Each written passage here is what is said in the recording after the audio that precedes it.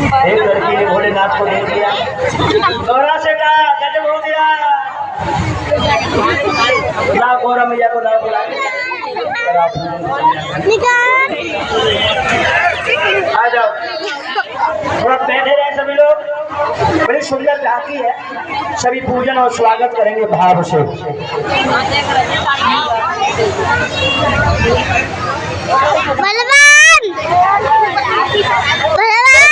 श्रद्धालु बोलो गौरा मैया की, आओ मेरी सखियों मुझे मेहंदी लगा दो।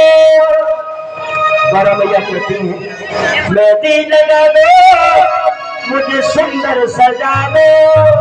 अरे मुझे डमरू वाले की दुल्हन बना दो, मुझे डमरू वाले की दुल्हन बना दो, मुझे डमरू वाले की दुल्हन बना दो।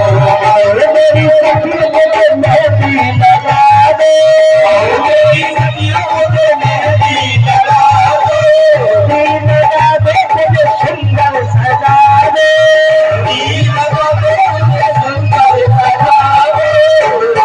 बाबा की दुल्हन बना दो, मुझे भोले बाबा की दुल्हन बना दो, भोले बाबा की दुल्हन बना दो।